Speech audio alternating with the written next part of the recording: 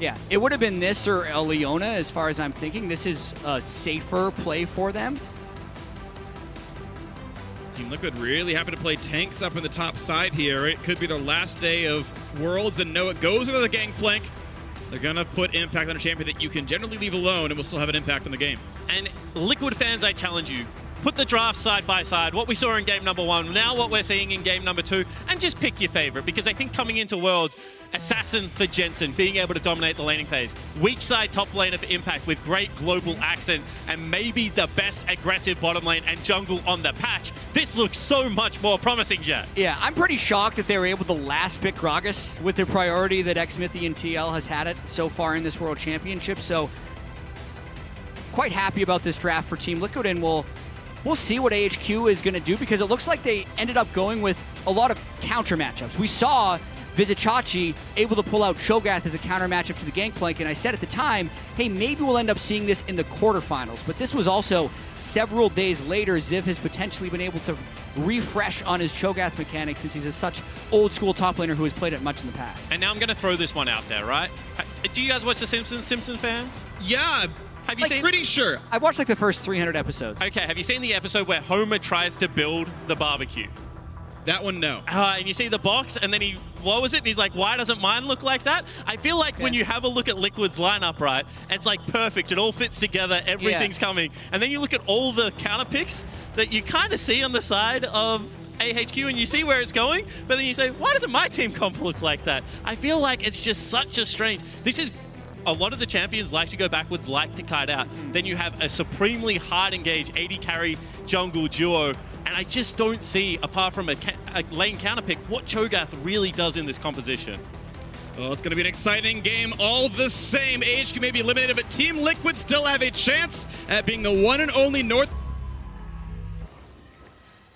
Well, we've got some Team Liquid fans in the audience, and of course, plenty watching on the stream right now. TL, the last hope of the LCS. AHQ, sadly, their entire league failed to make it out the LMS, but they can play spoiler here.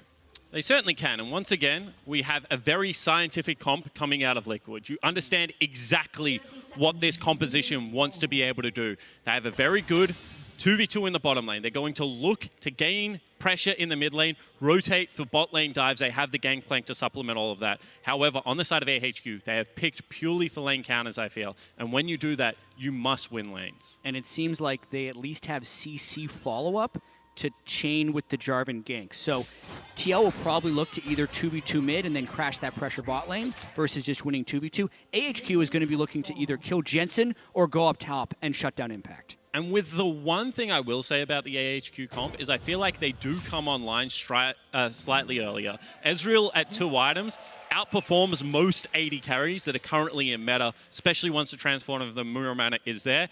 Jarvan as well as Lissandra are also just great pick tools in the mid game. So I feel like AHQ are going to have the window around 15 to 20 minutes to set up the map and look for those kills. Really small thing I want to point out when the crowd cheered for Jensen autoing Rainbow once. It's actually bigger than it looks because it put bone plating on cooldown, so that next time he does go for a poke with like the 40-second cooldown that has, he'll actually get the damage to stick, and that's pretty useful as the top laners fight back and forth. Klepto, by the way, for the GP. Again, Grasp has been the much more common keystone. Going to farm up what he can as Ziv will try to push down. Have to see how that one plays out. I feel like that's a very risky move by Impact because ChoGath is something that can actually match GP with early trades. Part of the way that GP gets through to level 6 and starts scaling his items is he's so strong really early on with Grasp auto attacks to be able to proc that. Impact can't do that here, so he's probably going to be giving over some lane priority to Ziv ChoGath. Yeah, and as long as you can access a wave, you can stack up the Grasp with the Undying, you can trade very efficiently with the Parlay. That's the trading pattern we see. Also keeps the wave fairly neutral. However, going something like Kleptomancy does remove some of those options. I feel like Impact is going to have to continue to push the wave, because if Ziv ever is able to trade onto him, he'll kill him. And then the danger of pushing the wave is if you get hit by a Rupture, you might just die anyway. I mean, we've seen Vizichachi dominate this matchup when he played ChoGath versus Gangplank. It was with an early gank, though, so really, we'll see how that works out as Rainbow. You can already see just even the fact that he's been able to proc Aftershock when Jensen's been trading, even if he can't shove the wave that quickly, makes it strong for Lissandra. And a slip move as well. Ran forward to dodge the chain. Jensen didn't get the full trade out there as well. Want to point out TP on Jensen. We sometimes see cleanse on LeBlanc to get out of the flash engage combos. Jensen will not have that luxury if a level 6 gank comes in. However, it is important to note the fact that Jensen still does have a potion available, whereas Rainbow has just chugged through every charge right now of that corrupting potion. So whilst there is parity in the HP bars, it is going to be a slight advantage for the TL mid laner, and this is a problem right now with Lissandra. She is very resource intensive. Well, this is now TL slightly outnumbering as they fight over this bottom river. We've seen these fights go interesting for LCS teams before. They're still sticking around. DoubleLift gets flashed onto, shields are there, and Albus gonna look for a whole bunch of damage. Not Albus, that's an old team, but still Alex taking the bunch there. Double force to flash away. Core has to flash as well. His spells are on cooldown, and now looking at a little bit more. Alex finds another slow. The flash in for Rainbow, and they're gonna find 400 gold. CoreJJ drops as well. And this is the thing about getting an early game comp. You have to be able to generate the lead. And once again, a North American team fights in the river, and it goes horribly. You could see DoubleLift and CoreJJ actually had the lane priority in the bottom lane, but Xmithie spends so long on the Scuttle Crab, it allows Ezreal to make it all the way into the river, and DoubleLift is the one that's getting caught out. Normally, when you have bot priority, if you just stick with your jungler, the other team can't do this to you, but DoubleLift and Xmithie are out of sync, and then they think they're in the clear after flashing the wall, but Rainbow then has the mid lane push, willing to commit everything to get the root, and that's what gives AHQ the early edge. And the decisiveness from AHQ, I feel like this is what we saw last time they played against Liquid, a fearless game plan. And again, we see, once again, everything thrown in there. That's going to be a flash used on Alex as well as Rainbow, but ultimately they do get the kills they needed. Of course, the TP out of DoubleLift with a very awkward purchase there, a longsword and a dagger. Components of later items. We'll see if they can turn that one around right now. 900 gold lead puts AHQ ahead, about what you expect for early kills like those. And now it's a flashless bottom lane. Team Liquid's stronger 2v2 is what they want to be able to play through, but it's so difficult now that they don't have river control and they don't have flashes on either of those players. So they're not really able to play through top anyway. It's meant to be a weak side top laner. The fact that the strength of their team now has to play conservatively will put Team Liquid behind for a good portion of this game. And it should be on cooldown for when Alex does get towards that level 6. He will be able to get level 5 off the 2 remaining camps. Second buff is going to spawn just a couple of minutes. So when you have a look at how this game should play out, he should end up on the bottom side of the map with that ultimate, with a flashless bottom lane to attack.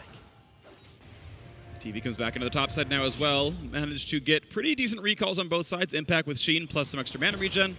And on the other side, you got the full Ninja Tabby is there so that Ziv can chase his opponent down, right? No boots in the Gangplank. That can make things really, really scary. Nice root right there. Guarantees that Aftershock gets on. That trade's not too heavy from Jensen.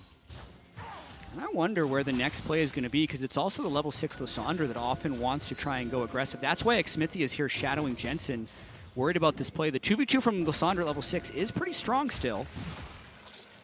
Has gone with early magic resistance as well. So should be able to shrug off a lot of what Xmithie's damage and Jensen's damage is at this stage of the game. No penetration picked up, and you can see that is very tanky. Well, surprisingly tanky for this stage of the game. And let's see what AHQ can do here, because they've had a few advantages throughout this group stage that they have been unable to close out as Alex moves towards bottom, and they're looking to pincer a little bit. Ward comes down, spotting him, but with the wave controlled as it is, the control ward dies just after it's placed. 100 gold difference for that kind of situation, but at least they spot the gank and no one dies for it. However, I do like this from Alex, because the start of every good aggressive play is control. And look how much of that they have on the bottom side. Without flash, it's very hard for TL to be able to push out in that bottom lane. Now they're being invaded in the bottom side jungle, and you can see that this gives Alex more choices. He can either look to counter jungle, maybe go for that red buff once it respawns. Turret dive's always going to be on the table, and it looks like as they bring Rainbow into the play, that is what AHQ has decided. Flashless, altless DoubleLift. This will be a tough one to avoid. 4v3 on level 5. Here comes the potential dive on in. Jumps forward, looks for the ulti, finds the root, finds a whole lot of damage with the knockup, comes in for CoreJJ. This could be the turnaround. A double root, but it's still a 2-for-1. No, 2-for-2 as kills come across. Jensen's on his way. Only one died actually for TL. It's actually been a positive situation so far as you've got a lot happening across this side. A big damage as Ysera's going to go down, and Wako's going to get hit, knocked into the air. Yet again, Team Liquid find a way to turn around the fight. No way out for the Ezreal. Auto attack slowly but surely. Jensen finds the kills. And sometimes comp is just king. TL's comp is designed to play towards the bottom lane. And you saw, even with the advantage, even with the early movement, Gangplank's ultimate just swings the tide of that dive. And that can be so huge for TL's morale. Starting the day, losing to Dom 1, starting this early game, down 0-2. And a good idea by AHQ to go in with this Lissandra, but they don't quite have the burst damage. And I think CoreJJ also got the Guardian Shield right here to make it very difficult for TL to die. Also, massive props to DoubleLift for getting such a multi-route, even though he was the target of that dive. And then finally Jensen does arrive, and I think does the right thing, right? He just cuts off the Ezreal, makes sure he kills the Yuumi first, and then it's easy to clean up and get the kills on the right person. Yeah, and that's the important thing here. Watch Xmithie. As soon as he gets a body slam, he leaves. CoreJJ not even auto-attacking. They want the gold onto Jensen. We've already seen his LeBlanc wreak havoc across Summoner's Roof once at this Worlds. Now has himself parity back in that lane after a disastrous early game. I gotta give a huge shout out to CoreJJ for how he played the fight, stayed as far away as possible to not be in the CC chain, so he was available to give double the shields and land the double knockup to help secure those kills. So optimal play right there. Made sure he didn't die first and had all the cooldowns available. Is now this game state, look at this, 600 gold lead for Team Liquid. This is one they can absolutely win. And now on the flip side, we're gonna have a period of time where Xmithie has the availability of ganking bottom lane just because of the fact that Ezreal now doesn't have summoner spells. You always get the 2-for-1 special if you bring a Yuumi in as well. Absolutely. We'll see how much Liquid is able to play like Liquid here. Because in the LCS, when they'd have a 2-kill Jensen, they can take so much vision control over the river and just crash plays down. They've also had a few disastrous river and dragon fights so far at Worlds, but they're looking to push through and they're looking to run their plays. We've got 3 people here and an explosive cask available. Do they pull the trigger? That answer so far is no. Smite fight is gonna go to Alex, and there might be a slow coming out of Yuumi. Don't quite catch CoreJJ there. And strange play there from Liquid, because it looked like they had all the boxes checked. They had CoreJJ rotating early. Ultimate was available, as you mentioned, Phreak. So that would have been a play that I would have liked to see them go for. They had perfect vision due to Gragas' cask, but a little bit hesitant in pulling the trigger. They're still going to try to make some type of play happen bottom, though, as you can see already getting control. Well, Jensen went missing, but they pull off. You can see Jensen again showing mid. Ziv a little bit low up here. Not going to land the barrel, though. Impact can walk in for a Q. Earn another 5 gold and walk right back out. Is Core still waiting around? Now he's on a ward. Has to be a little respectful of the fact that Alex definitely sees him. The fight now on the bottom side, forcing the ult. Trading those back and forth. Hunger cooldown, though, on DoubleLift. Yeah, however, ult for ult trade is a good tool for Liquid if they're still able to continue to push it on that bottom lane. Yuumi's ultimate is one of the only tools they have to chase away a dive coming across. So I feel like they wouldn't be completely upset. And there is a time now where Impact is going to have his ult available and Ziv is not going to have a way to impact the play. Right. So I still think they should look for it, but it doesn't look like that's going to be the case. I think bottom side pressure will be consistent for them.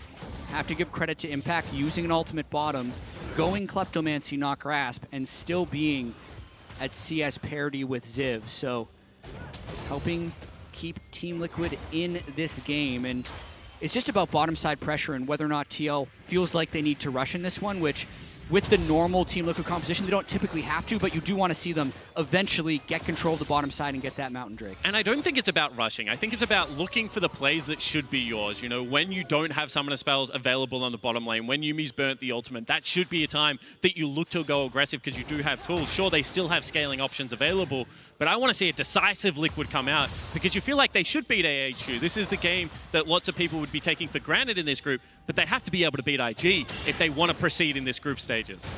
Almost certainly. And we're going to see now as this moves forward. Ziv finds himself a knockup. Looking okay so far as the level 9 ChoGath has been just in lane the whole time. Hasn't been able to TP down to the bottom lane. Hasn't been able to do much of anything compared to Impact, who at least had that bot lane ultimate. And if you go equal after getting counterpicked, and yet the GP also helps the bottom lane, that is obviously a matchup going Team Liquid's way. Looking at the game state again, 900 gold separates the two. And if AHQ goes for a fight, I think it would be relatively soon now that they're on Proto Belt for Lissandra. That's a big power spike. it doesn't necessarily mean he can outshove the wave because the mana costs are still very high, but if he doesn't get jumped on early, his in-fight power is at its height. And another key cooldown is going to be Alex's stopwatch. That allows Jarvan that one-time reckless abandon, dive on the backline and just secure the ultimate. Obviously, there are ways for most people on Liquid to be able to escape. But you're right, Jatt, if there is ever a time that you can just throw everything at TL, maybe around a Mountain Dragon, maybe around something like that Rift Herald, it could be now.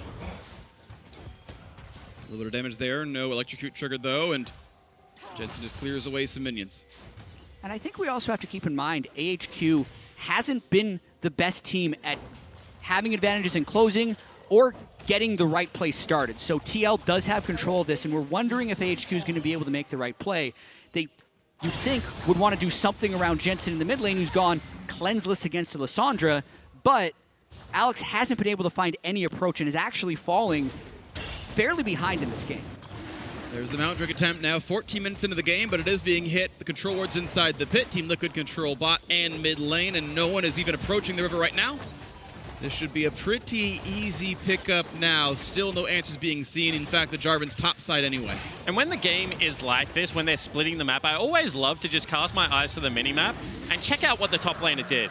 Impact sacked his wave. He didn't go up there to be able to contest anything. Instead, walked down river, checked out the Scuttle Crab. Knew that the Jarvan was taking it, but knew that Jarvan in a one-on-one fight was not going to be able to beat him down. So that's very good weak side play from Impact. You can see him hovering between lanes as well. This is what we do when we judge how well a top laner plays weak side. Maybe someone like the Shy, already still at his turret trying to collect that farm. Impact backing very far away. Yeah, you just saw another version of that, right? Didn't know if the Jarvan was sitting in the Triburst, didn't know if Cho was following the wave, sees that Cho's not with the wave, okay, no dive, cool, I can take the farm. This is why he so frequently has these zero-death games, and yet when he does know where the jungler is, takes those trades aggressively, fights for his farm, stays equal. And even though this has been a very slow early game, it's been well controlled by TL. The fight in the river could have very easily just snowballed into a disastrous game, but you can tell the overall pace of the game is slower by the fact the Rift Herald is still alive. How many games is the first Drake taken at 14 minutes and then Rift still up? So you can see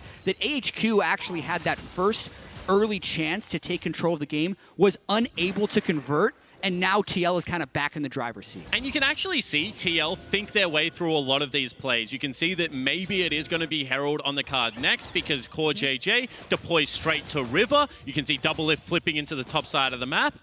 And they're going to be able to get control over this area. Very good pathing once again from Xmithie. He wants to be there early, ignores the bottom side camps, knows that they can generate a fight. However, DoubleLift right now is under threat. It's the ult to get away from the knock, but at the very least, that is still a large cooldown missing, and once again, he'll be under threat next time they want to do something like this. Well, that was very surprising to DoubleLift the Ziv stayed up there.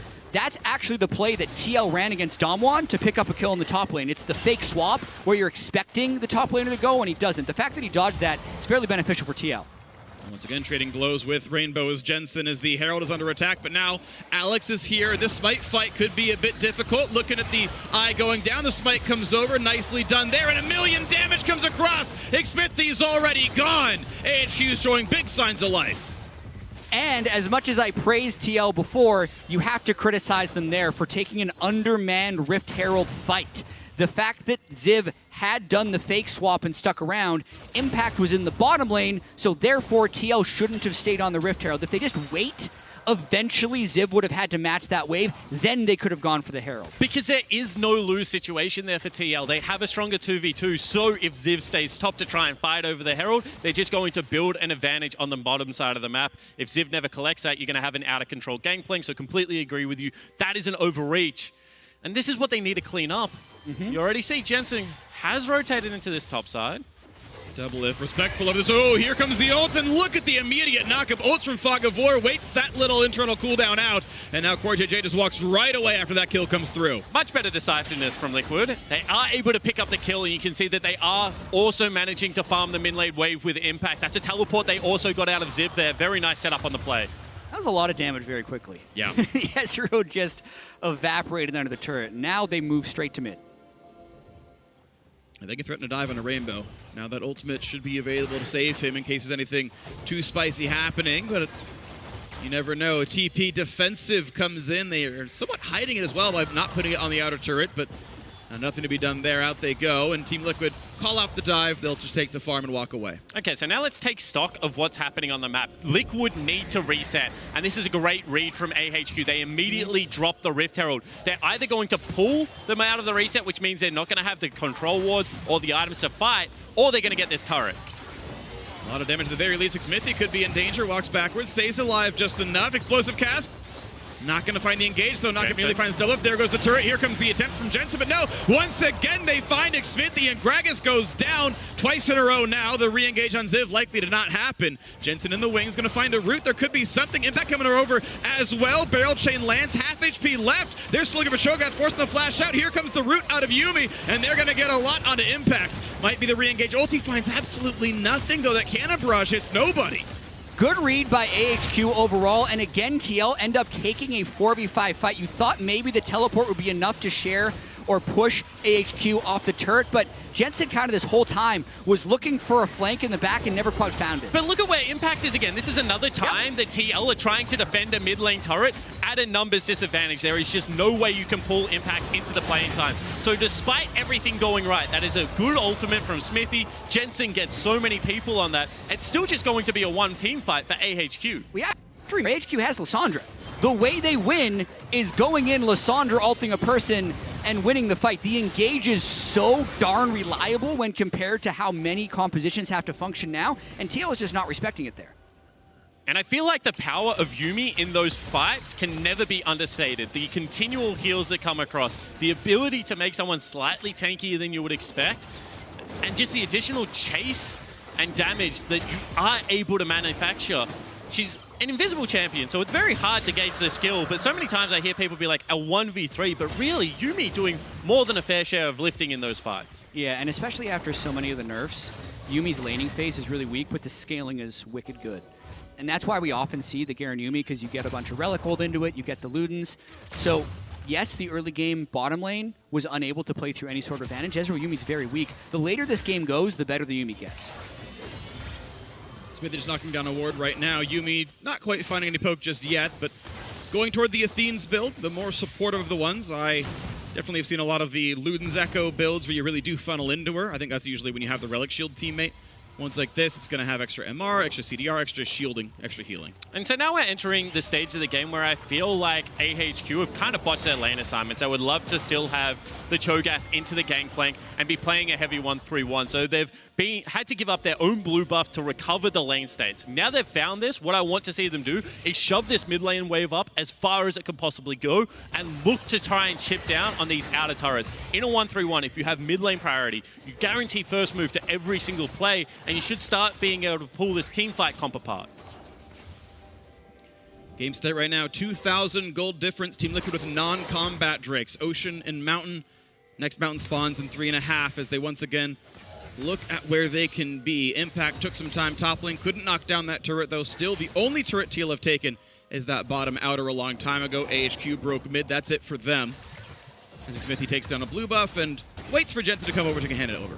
And the game can still turn very quickly. Liquid has a Mountain Drake and good pick potential. So if Core and Jensen find one good kill onto Alex, the overall damage of AHQ is relatively low if they don't get a good initiation. So 1 or 2 picks for TL could very quickly turn into a Baron, and that would be the game. They just have to find the right opportunity. And you can see that upsetting how AHQ want to play. They're continually swapping this LeBlanc around, fishing for the favorable matchups, trying to set Jensen up for success. And every time they do that, they're able to grab, a little bit of mid lane priority, maybe a cheeky camp, or the potential to be able to dive a top lane turret.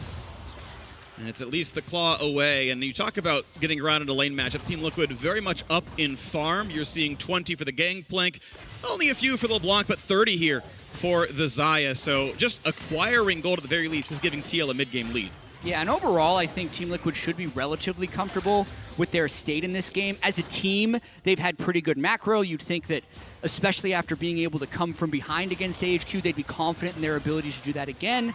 And AHQ hasn't shown that same level of macro. From as far as like a frontline standard team comp perspective, AHQ has it, but TL would feel pretty comfortable. I absolutely agree with you, because if there's a stage at the game that you're comfortable at, Athene's Yuumi, as well as 2 items on Wako, but they're just getting pushed in on every single lane. Right now, TL are bullying AHQ at the stage of the game that I feel is honestly nearly AHQ's strongest point.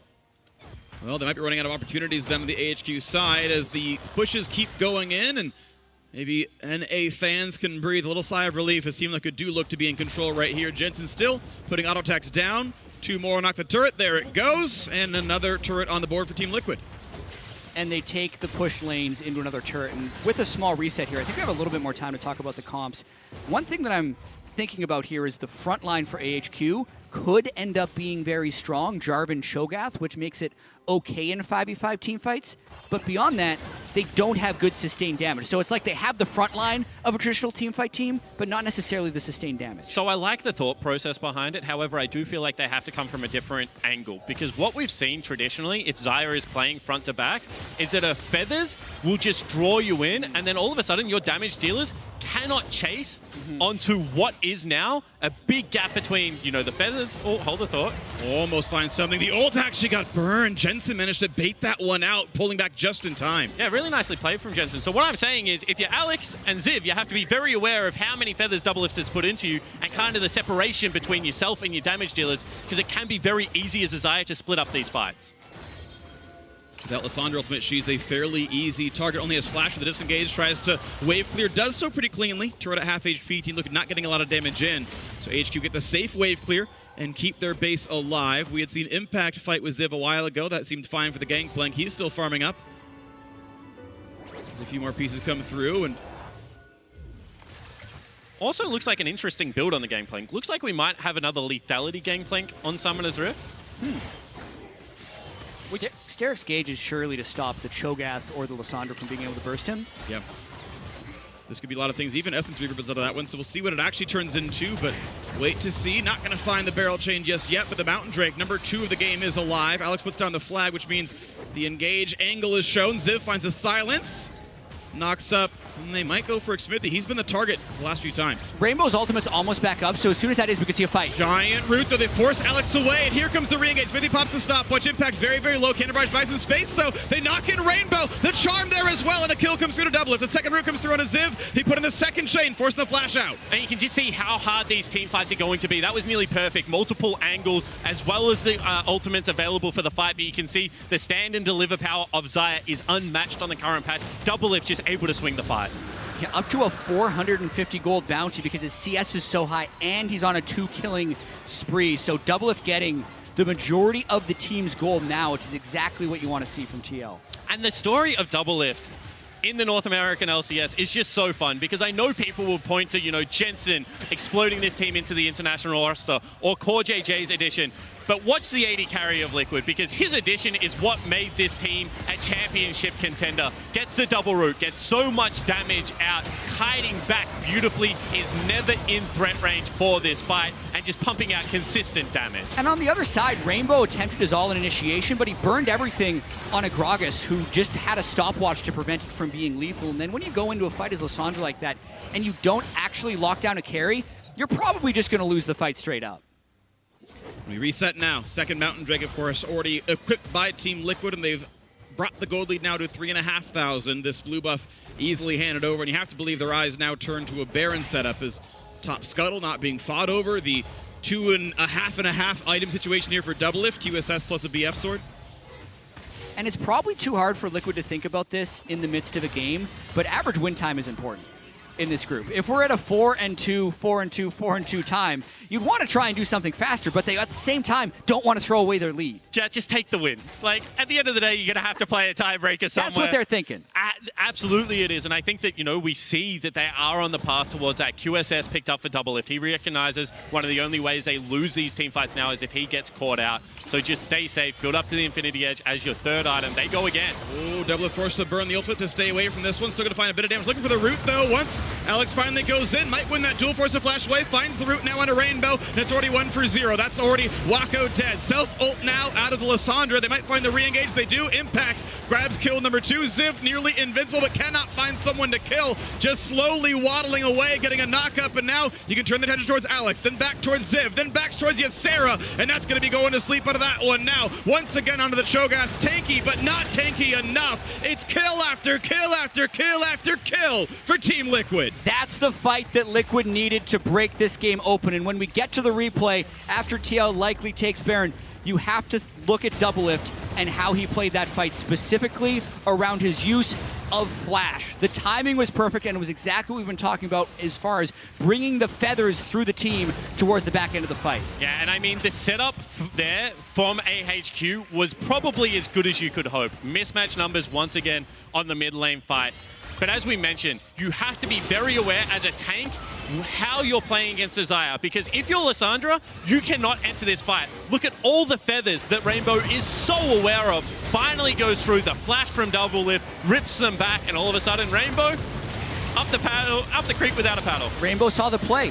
A tenth of a second later from DoubleLift on that flash, he gets locked down by Lissandra. They maybe lose the fight because their sustained damage is down, but by outplaying that way, TL destroy the fight. And this is the thing, you know, now that you're just a tank lineup, you cannot actually go with the consistent damage that is going to be there from Liquid. This was always the problem with the composition that AHQ put together. They didn't get enough of a mid lane advantage. And now, at 28 minutes into the game, Baron buff on Liquid, I don't even know whether they have the wave clear to survive. They might not, but we'll see how much gets claimed right now. Only 4 turrets taken off the map.